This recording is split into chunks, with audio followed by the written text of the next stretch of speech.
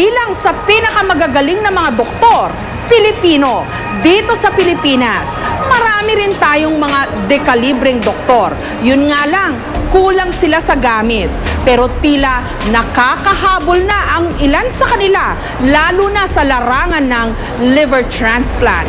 Dahil kamakailan lang, nabigyan ng panibagong atay at buhay ang isang bata.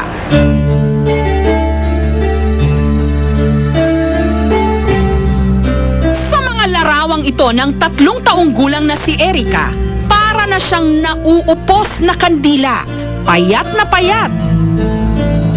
Luwa ang mga mata at naninilaw ang buong katawan. Ito'y dahil sa malubhang sakit sa atay na biliary atresia, kung saan nasira o walang bile duct o koneksyon ng kanyang atay at maliit na bituka, dahilan para malason ang atay. Karaniwang inborn ang sakit na ito.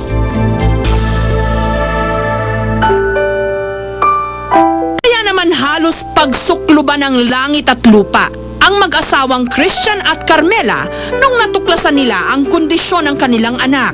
Mahigit 4 na milyong piso daw kasi ang kakailanganin para maipagamot si Erica.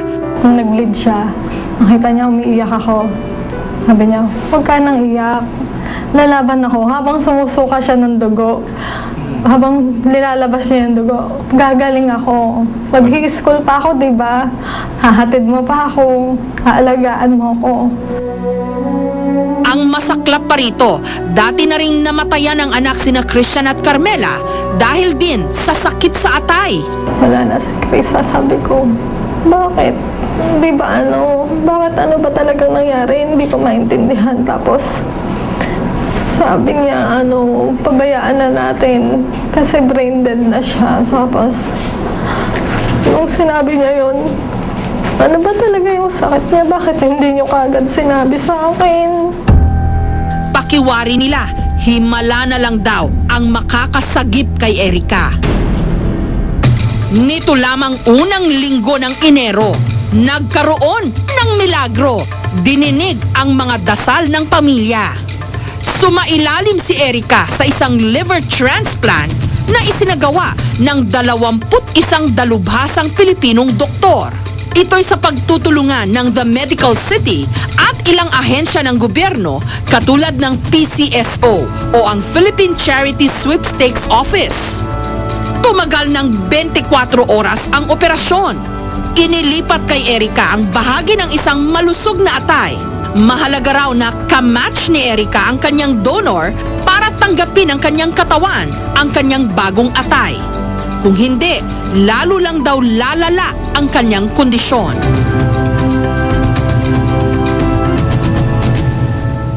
Ang liver donor ni Erica, ang 18 anyos niyang tiyuhin na si Jefferson. Matapos daw sumailalim si Jefferson sa iba't ibang laboratory exam para tiyakin kung match sila ni Erica, sunod siyang sumailalim sa isa ring major operation para kumuha ng maliit na bahagi ng kanyang atay. Hindi naman lahat kasi kukunin. Alam kunin yung buong atay mo. Ano naman yung para sa'yo.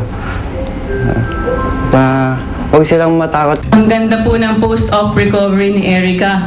Hindi laging ganyan. Makalipas ang mahigit 2 linggo, ipinakita na sa publiko si Erica.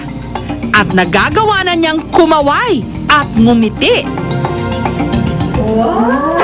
Nung bisitahin siya ng aming programa sa ospital nito lamang Huwebes, mas masiglang Erica ang aming dinatnan. Wala na ang mga tubong nakakabit sa kanyang katawan. Sinusubukan na rin niyang maglakad sa tulong ng kanyang ama. Pero bakas pa rin sa kanya ang paghihirap na kanyang pinagdaanan. Dati, pumupunta pa ng ibang bansa ang mga kababayan nating nangangailangang magpa-liver transplant. Magandang gabi po sa inyo, Luzon, Visayas at Mindanao.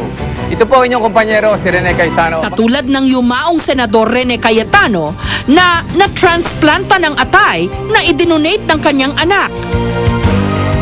Bagamat may ilang liver transplant nang naisagawa sa Pilipinas, ang kaso raw ni Erica ang maituturing na kauna-unahang matagumpay na liver transplant sa ating bansa. Luckily, everything went smoothly, generally. Of course, may konting bleeding, mga ganyan, but that's part of it and we were able to control everything naman, no? So, ang crucial kasi sa operation na to, yung pagkakabit ng liver, well, yung pagtanggal sa donor at saka yung pagkabit dun kay Erica. Kasi tatanggalin mo rin yung buong liver na may sakit ni Erica, tapos ilalagay mo dun sa lugar na yung bago. Si Erica, abot langit ang pasasalamat sa kanyang tiyuhin. Jeff, Ano binigay niya sa'yo? ha? Ano yung binigay niya sa'yo? Atay niya? Nasaan yung atay niya? Ayun.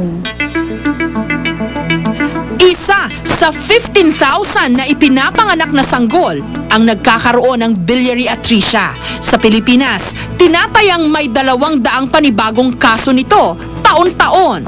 Kadalasan, mga bagong panganak na sanggol na babae ang tinatamaan. Ilan sa mga sintomas nito ang maitim na dumi at ihi, namamagang bahagi ng tiyan at naninigas na bahagi ng atay. Katulad ng mahigit 1 taong gulang na si Yesha, meron ding biliary atresia. Wala naman daw napansing kakaiba ang mga magulang nito nung ipinanganak siya. Pero nung magdadalawang buwan na si Yesha, bigla na lang daw nanilaw ang kanyang balat. Ang napapansin namin ng asawa ko, medyo madilaw si Yesha.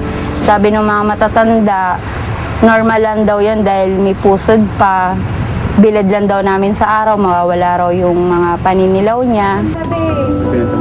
Nung hindi umayos ang kondisyon ng bata, muli nila itong ipina-check up. Dito nila natuklasan na may malalang sakit pala sa atay ang kanilang anak. Nabubulok na po yung atay ng anak ko. Kailangan na raw po namin talagang sumailalim sa liver transplant. Nung tinanong ko po yun kung magkano, sabi nila 3 to 4 million. Hindi po namin talaga kaya yung ganun. Hindi ko matanggap na ganun yung kailangan ng anak kong halaga. Hanggang ngayon, hirap na hirap po talaga kami sa paghahanap ng pera, paggamot sa kanya. Araw-araw, kailangan ni Yesha na uminom ng hindi bababa sa 9 na gamot para sa kanyang ihi, buto, atay, dugo at puso. So, ito yung importante, ang padagdag ng dugo. Kasi laging bumababa yung dugo niya. Pagtitinda ng candy at chichirya ang ikinabubuhay ng pamilya ni Yesha. Kulang pa sa kailangan nilang pambili ng gamot na umaabot ng 1,000 piso kada buwan. Kaya para matugunan ang mga pangangailangang medikal ni Yesha, nagpakalat sila ng mga latang may larawan niya para manghingi ng tulong. Minsan nga, parang nawawala na raw sila ng pag-asa. Pero nung nabalitaan daw nila ang matagumpay na liver transplant kay Erica, alam daw nilang walang dahilan para ngayon pa sila bumitaw sa kanilang pananampalataya. Nabuhayan po kami ng loob nung nabalitaan namin sa TV na may successful na operasyon na rito sa atin sa Pilipinas at hindi na kailangan pumunta pa ng Taiwan. Tuwang-tuwa po kami dahil may pag-asa na para sa anak namin na mali-liver transplant din dito sa Pilipinas. Ilang lata na ba na may mga larawan ng batang may biliary atresia ang nakita natin, subalit atin lang nilagpasan. Sana sa susunod na may makita kayong lata na may mga larawan ng mga batang may biliary atresia, huwag lang natin itong lagpasan. Tugunan ang kanilang mga pangangailangan para may isang bata na naman na maisalba.